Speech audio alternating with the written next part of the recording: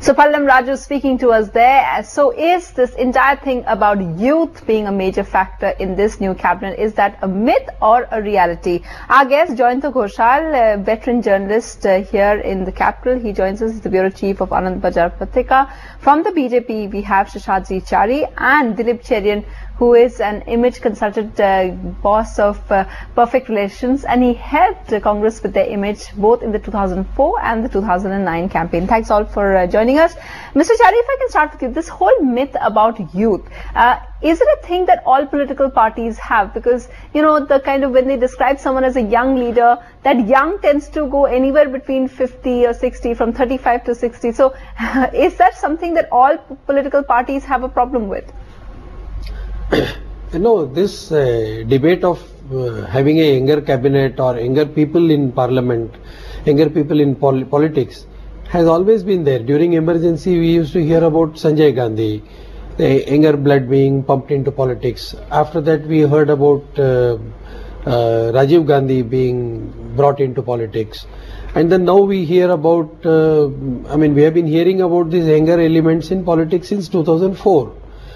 But the average age of this particular cabinet, even after the reshuffle, is also something like, say, 60, 58 yes. to 60.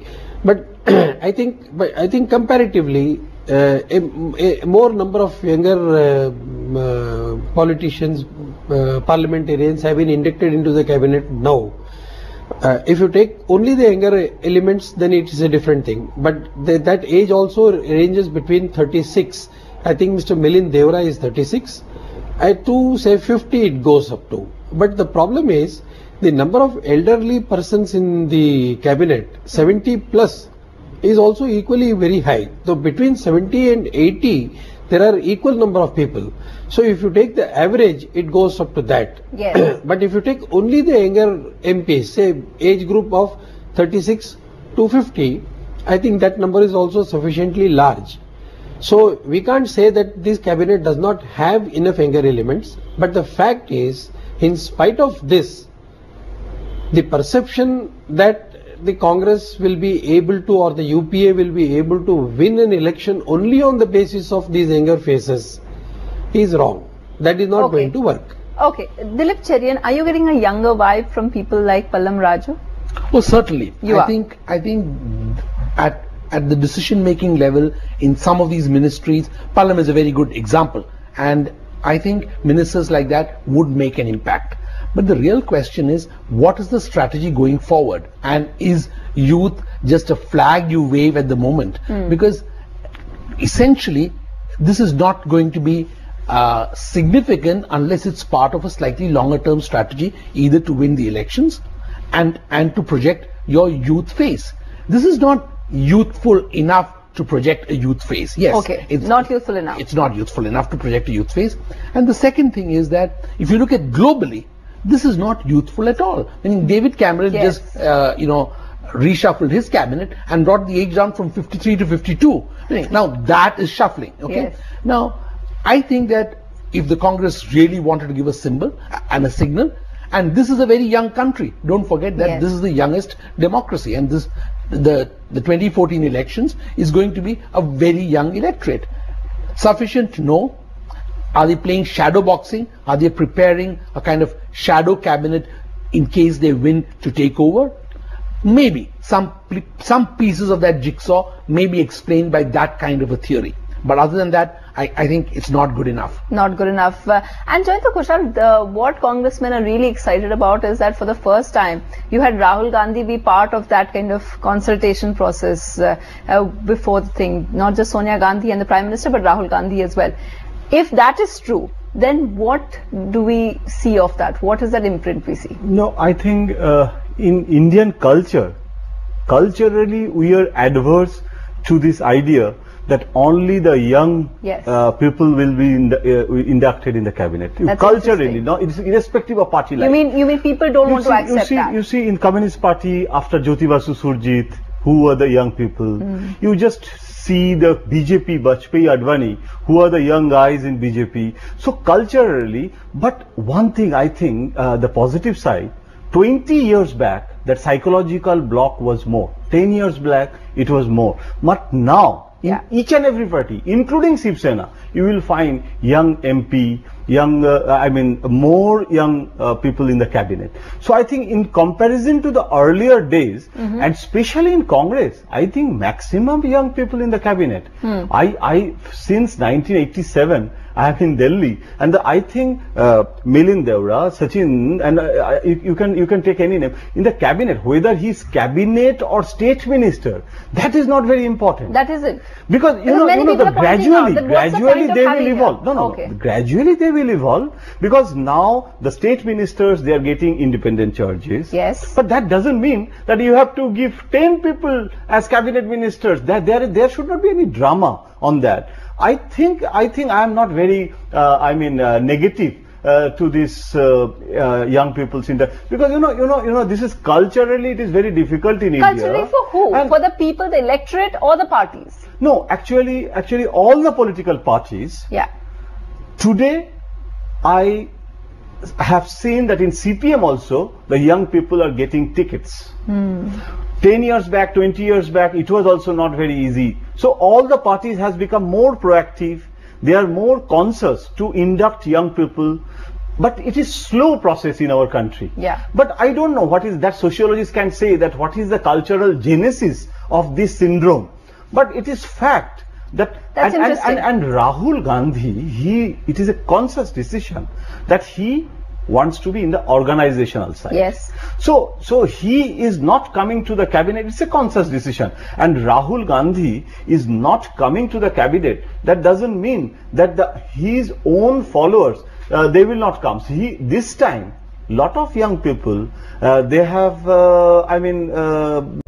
got promotion. Yes. So they are also Team Rahul. Okay. So I think it will be, unfair to say that only the old people are dominating, but you cannot depute the completely inexperienced, and you cannot take any risk for 30 years boy will get a defense minister. Okay.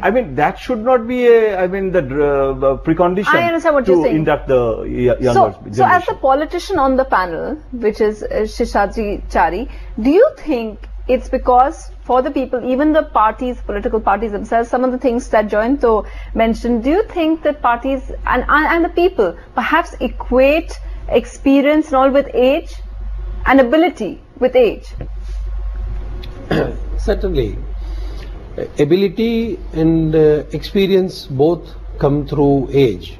And there are certain ministries which are of a very serious nature where you cannot do experiments. For example, the Ministry of External Affairs, the Ministry of Defense, the Ministry of Finance.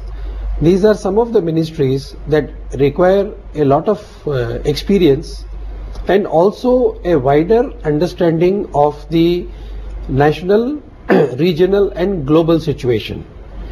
If a 35-year-old graduate from JNU or IGNU or for that matter Mumbai University is made the External Affairs Minister, he would have absolutely great knowledge about what is happening in Syria. But I don't think he will be able to converse diplomatically with the world leadership on certain issues with conviction. So that comes with age, and all that also comes with experience. Which number is one. what, Number two, see, in the Indian political system, it is not only the minister who functions, thinks, deliberates and acts and produces a result. He has to also get work from the bureaucracy around him. He has also to get work from the party. He has also to get work from a number of other institutions in the country. So therefore you require a person in key ministries which has this kind of a linkages possible. You mean they won't respect him unless he has grey hair? No, it's not the question of not respecting. But the question is, you have to have certain amount of experience in dealing with people. An younger person may probably be easily and be able to deal with certain people and situations in a given say. For example, the sports ministry. A younger person in the sports ministry may be tempted to take a greater amount of risk and experiment. But if you have a 35-year-old man as a person, college student, as a external affairs minister, Yeah. he is liable to trip somewhere. And Okay. that trip would cost the country very badly, very dearly. That is the whole risk.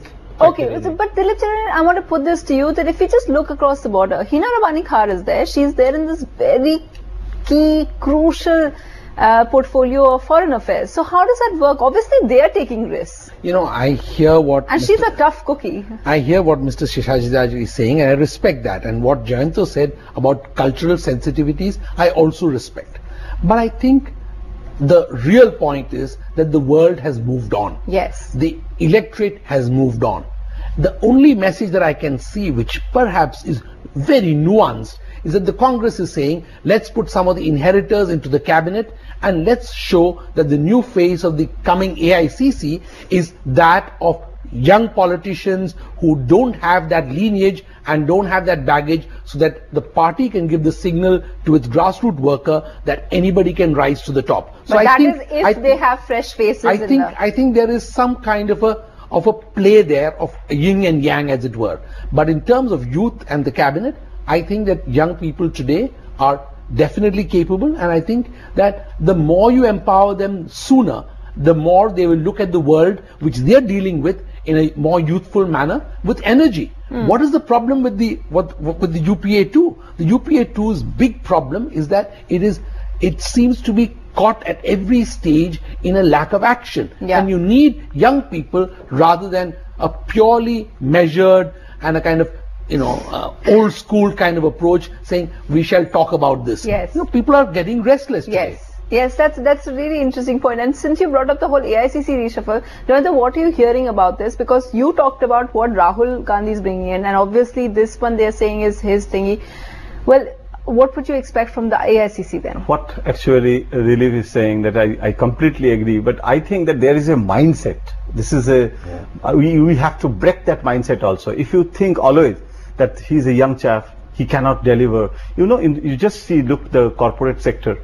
What the corporate sector, all the young CEOs are coming. So actually, if you don't give the opportunity to swim, he cannot or she cannot swim. I mean, you have to throw. So I think in AICC also there will be the same dialectics. Yeah. That old people will think that no, it's about a child of yesterday. How could you give this thing to this person? So there is a control freak, old generation mindset. There is a dialectic. So I am saying that 20 years back it was more, and today it is less. But that strive is on, and I want to see the young generation in the AICC personally. But I don't know whether they will be able or not. If Rahul Gandhi takes this. I mean, this time he is quite proactive to nominate people. He met President, he met Prime Minister, right. He met Sonia ji several times, and so this is the first time, in fact, we have observed as just onlooker of the Indian politics, Congress politics, that Rahul is active on this. So if he is active to nominate his own team, I think he will, because a lot of people are still not in the cabinet. Yeah. And what the AICC leaders, they are telling us that you cannot put all the, persons in the cabinet. Yes. So we have to keep some good brain, cerebral and young people for the AICC. So I think there will be major organizational changes. They want to do this. And before Lok Sabha election, as Prime Minister said that this is the last Cabinet Reshuffle, I think in the AICC also it will be the last AICC reshuffle, and all the state units are also getting ready to change their leaders, and so it's a major overhauling is expected. Okay, I want Sheshadri Chaudhary to comment on one thing that I asked Pallam Raju as well in the interview, because people seem to be quite worked up about the fact that why is it that we see just all the people, young people who are doing well in politics, even in the BJP otherwise as well, they all come from political families. Why is it so difficult for people without lineage to succeed? No, to a very large extent, people with lineage or people with political parents getting into politics is comparatively less in the Communist Party and also the BJP. Yes. I can that's say true. it with a lot of confidence and facts on my side. Of course, BJP is a very large all India party with lot of local presence. So you can always dig out 10-15 examples in the BJP also. Father, son, mother, daughter, Yes. mother, son. So, but that does not prove the point that BJP is, I mean, a notch higher as far as this particular issue is concerned than the Congress. But in the Congress, if you see the cabinet ministers, the younger lot of the cabinet minister, each and every one of them has a political lineage.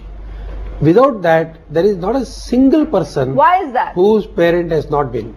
See, the problem is the Congress party functions more or less on these lines. It is always the father or the mother, the parent, who slowly brings his progeny into the politics, and it becomes easier for this generation to get closer to the higher leadership, top leadership, and in the Congress party the leadership rests with one family. Therefore, to get closer to the family, you need a link, and a very strong link. That link is provided easily in the Congress party. In the BJP and in the Communist party, this link is not there, and this link is not necessary.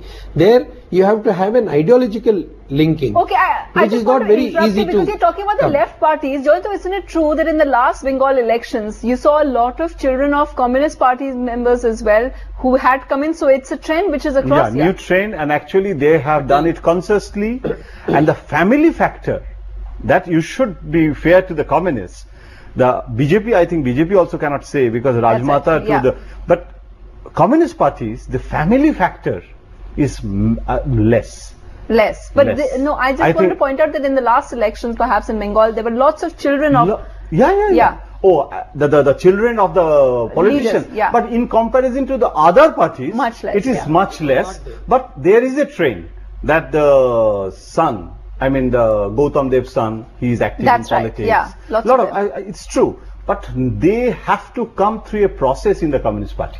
There's a local committee, zonal committee, politburo. I mean, there is a democratic centralism, lot of paraphernalia. I think you cannot. No, and I wanted to ask get you, entry, Dilip you Cherian, cannot- isn't the electorate sick of it? Because doesn't this look like old politics to have people who are families and all? Isn't the new politics all about getting fresh people in, people who are want to make a career out of politics instead of going into the family business per se? I don't think it's about the way parties want to manage themselves. I think the question that everybody is ducking in all parties, it is the nature of the funding of politics. Right. It Which is is why. who has the cash, Okay. where is the cash stashed, who do you trust it with, and where do you collect it from? Yeah. If electoral reform of the money kind does not take place very fast, this is going to solidify across parties. So even in parties which today have perhaps a lower level of this, you will see it actually gradually rising, because many of these things can only be delivered by the rules of inheritance. Okay. Terrifying. Okay. Yeah. Okay, so we only have a couple of minutes left, so I want everyone to just sum up very quickly in a few seconds how they think, whether the UPA 2 was doing really badly, but after this kind of reshuffle, are they better off or not? Seshadri Chari, first you. No, I don't think there is any change in this. It's a cosmetic change without any substance. The most important thing that is missing is the direction in which the Prime Minister wants to take the country ahead. Okay. The most important questions are three. One is corruption, second is heavy amount of price rise, and the third is unemployment. On these three issues, this Right. government has done nothing, and I don't think he is giving any direction to this cabinet also, even now. Okay. That he is giving any cabinet, and I don't see any reason why he will have give So you're a giving the thumbs direction to down. this. You're giving Not the at thumbs all. down, Joyinto? No, what I will say that the change is good, always good, but that is not it is necessary condition, but not sufficient, because Kamraj plan took place. After that, there is a disaster in election. Rajiv Gandhi did reshuffle before 89. After that, there is a disaster. Right. So only cabinet reshuffle It's is not not the solution, is not the answer. You have to perform. This cabinet has to perform. What will be the budget? what will be the roadmap before 2014 Lok Sabha election. All these things we have to see, we have to watch. Andhra, just I am giving one example. Andhra, you have inducted a lot of people from Andhra. But that induction is not only the solution. You have to take a decision on Telangana or no Telangana. And we believe you have lots to take of some people, decisions. including Chiranjeevi, are very, very upset about Pallam Raju's elevation. Dilip Cherian, final words, is it a winning image or not? I think ultimately it's about the boss. And though Narendra Modi has taken a dig at Dr. Manmohan Singh, unless the boss gets active and whips this team into action, nothing's going to happen. It's going to be more and more of exactly the same. So it's up to the boss. He's got a new team. He needs to whip them into action with a very tight timeline. Well, you're saying but he still has to take on the role of the boss. We don't know that just yet. They're promising that, but we don't know. So, of course, we'll be keeping a tab on that. Mr. Dilip should educate us on as to who the boss is. That's quite Thanks very much, Seshadri Chari, Jayanto Ghoshal, Dilip Cherian on that new image and the myth of young in the UPA too. Thanks very much for joining us on that. Still ahead.